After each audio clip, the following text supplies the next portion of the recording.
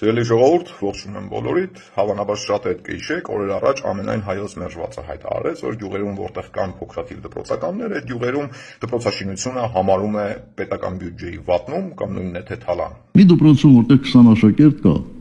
2 միլիոն համարյա դոլար եմ ծախսում դպրոց կառուցելու համար։ Հիմա այդ թալանը, ի՞նչ տարբերություն թալանում ես, թե վատնում ես։ Դե ինչ, ըստ ամենայն հայոց մերժվածի դպրոցաշինությունը փոքրաթիվ դպրոցականներ ունեցող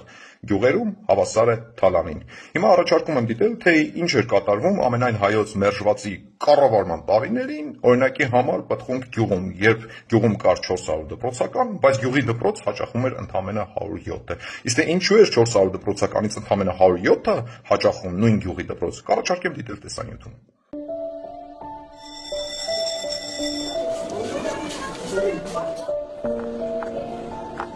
Մեր դպրոցը շատ հին է,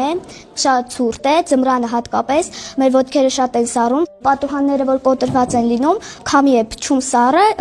փորները սկսում է ցավել, հիվանդանում ենք եւ ամիսներով չեն կարողանում հաճախել դպրոց։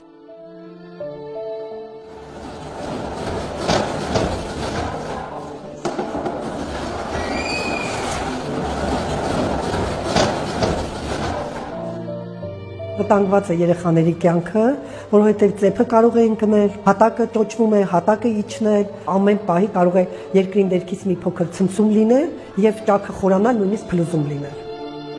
Սիրելի ժողովուրդ, սա այն բազմաթիվ դպրոցներից մեկն էր Հայաստանի Հանրապետությունում, որտեղ մեր երեխաների կյանքը բառի բուն իմաստով վտանգված էր դպրոցի վթարային շենքում։ Սա այն բազմաթիվ դպրոցներից մեկն էր Հայաստանի Հանրապետությունում, որտեղ անմարդկային պայմանների պատճառով մեր երեխաները զրկված էին կրթություն ստանալու հնարավորությունից։ Բնականաբար Պտղունք գյուղում վաղուց արդեն այս իշխանության օրոք կառուցվել է նոր դպրոց։ Իդեպ դպրոցում կան միջազգային ստանդարտներին համապատասխան բոլոր պայմանները, որպեսզի գյուղի բոլոր երեխաները ստանան իրենց անհրաժեշտ կրթությունը։ Եվ այո, ես շարունակում եմ վերահաստատել այն միտքը, որ դպրոցաշինության դեմ տարվող այս արշավը ունի մեկ նպատակ՝ մարդկանց զրկել կրթություն ստանալու հնարավորությունից։ Մի պարզ պատճառով, որովհետև այս մարդկանց պետք չեն կրթված մարդիկ, այս մարդկանց պետք են անկիրթ, անբարեկեցիկ պայմաններում ապրող մարդիկ, որոնց ընտրություններին 5000 դրամով կարող են կաշառել եւ ստիպել, որպեսզի քվեարկեն իրենց օգտին։